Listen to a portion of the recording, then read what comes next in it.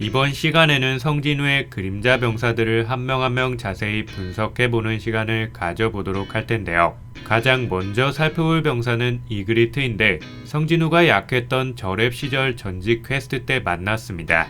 분명히 전력은 이그리트가 우세했는데요. 성진우는 급소 찌르기와 아이템빨로 이그리트를 몰아붙였고요. 어찌어찌 이그리트를 쓰러뜨리면서 그림자 병사로 삼을 기회가 주어졌습니다. 이 당시 이그리트의 전력은 대략 A급 정도로 판단되네요. 이후 전직 퀘스트에서 성진우는 네크로맨서 계열을 선택했는데요.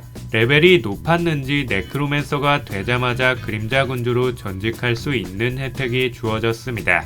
성진우는 자기가 쓰러뜨린 수많은 기사 단원들을 그림자 병사로 만들었고요. 두 번의 실패 끝에 이그리트를 그림자 병사로 추출하는 데 성공하면서 순식간에 전력이 엄청나게 강해집니다. 이게 이그리트를 중심으로 결성된 첫 번째 팀이라고 보시면 됩니다. 계속 이그리트의 강함을 살펴보도록 할 텐데요. 예전에 레드게이트에서 아이스 베어들을 상대로 싸운 적이 있었는데 굉장히 여유롭게 처치하는 모습을 보여줬습니다. 이 모습을 보고 성진우가 만약 이그리트가 검만 사용했다면 자신이 졌을 거라고 말하면서 이그리트를 높게 평가했죠. 이후 던전에서 수많은 마수들과 싸워온 이그리트에게는 승급할 기회가 주어졌는데요. 주인인 성진우가 승급을 허락하면서 기사 등급에서 정예 기사 등급으로 진화합니다. 개인적으로 과연 이그리트가 A급 헌터급인지 S급 헌터급인지 굉장히 궁금했습니다. 이그리트의 그 다음 상대는 하필이면 차엔이었는데요. 차엔은 헌터 옆에 있던 예비용 검을 들고 싸웠고요.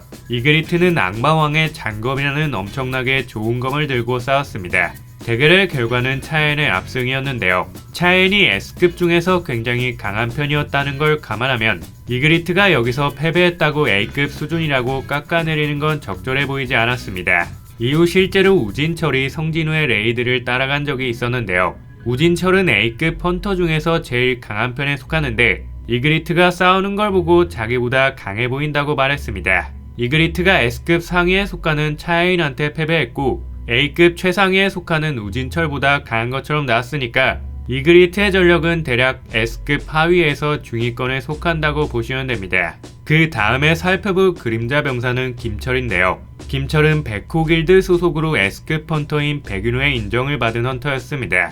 나 혼자만 레벨업에서 처음 등장한 건 레드게이트 에피소드인데요. 이그리트와 비슷하게 아이스 베어들을 쉽게 상대하는 모습을 보여주면서 A급 헌터다운 면모를 드러냈습니다. 그런데 하필이면 성진우한테 덤볐다가 순식간에 죽은 불운의 캐릭터이기도 합니다.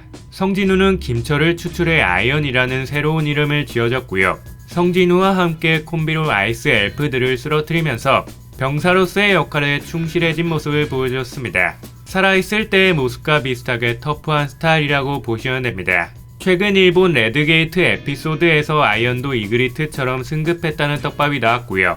유일하게 인간 출신 그림자 병사라는 특징을 가지고 있는데 이건 나중에 떡밥으로 쓰일 수도 있을 것 같습니다. 민병구가 그림자로 추출되는 무언가 이상했다는 떡밥이 나온 걸 보면 간단히 넘길 만한 부분은 아닌 것 같습니다.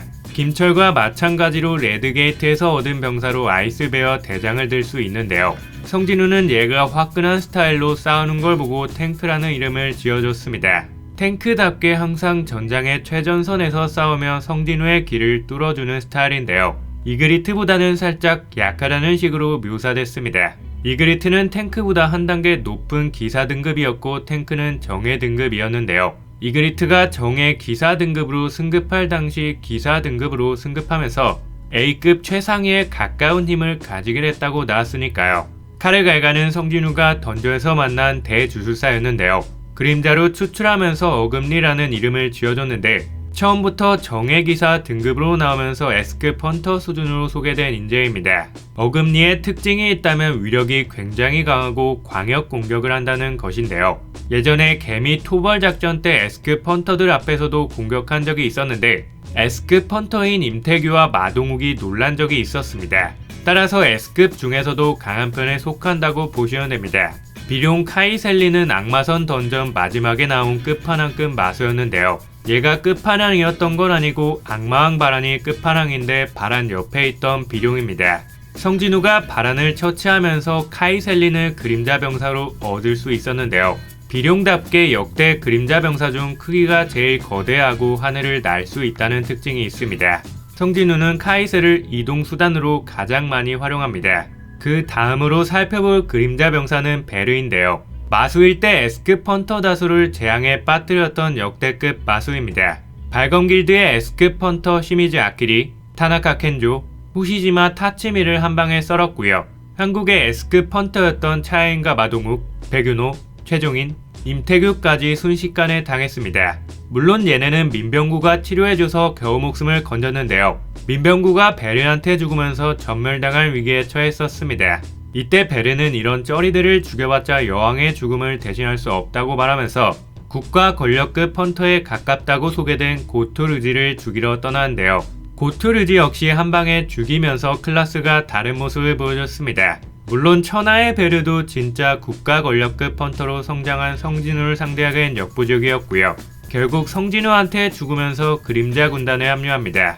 역대급 마수답게 등급도 장군이라는 처음 보는 등급으로 책정됐습니다. 원래 그림자 병사가 되면 전투력이 좀 너프되지만 베르는 너프됐어도 굉장히 강한 모습을 보여줬는데요. 혼자서 제주도에 아직 살아있는 개미들을 순식간에 토벌했고요. 차에인과의 연습 대결에서 살살 싸웠는데도 차원이 다른 강함을 보여줬습니다. 베르가 차에인을 죽이기 직전 성진우가 말려서 대결은 중단될 수 있었고요. 이 대결로 인해 여전히 S급 최상위 수준을 유지한다고 볼 수 있었습니다. 베르는 혼자서 최상위 A급 던전을 클리어할 수 있을 정도로 굉장히 강합니다. 예전에 성진우가 기사단을 도와주기 위해 베르와 개미 20명 정도를 남기고 떠난 적이 있었는데요. 여기엔 아크리치라고 하는 중국 거대 길드를 전멸시킨 강한 마수가 있었습니다.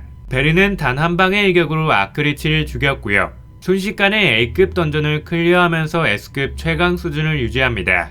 가장 최근에 그림자 병사로 만든 마수는 지마였는데요. 성진우한테 한 방에 발리면서 당했습니다. 지마의 전투력은 이그리트, 어금니와 비슷한 수준이라고 보시면 되고요. 베르보다는 살짝 약하게 설정된 것 같습니다. 좀 귀여운 느낌이 나네요. 성진우의 모든 소환수는 전투를 거듭할수록 강해져서 제일 약한 게 B급 이상의 전투력을 가지게 됐습니다. 그래서 아진길드의 규모는 굉장히 작지만 한국에서 제일 강한 전력을 지녔다고 보면 되는데요. 제일 약한 게 초창기 멤버인 유진호인데 초반에 비해 발전된 게 없는 것 같아 더욱 분발하는 자세가 필요할 것 같습니다. 감사합니다.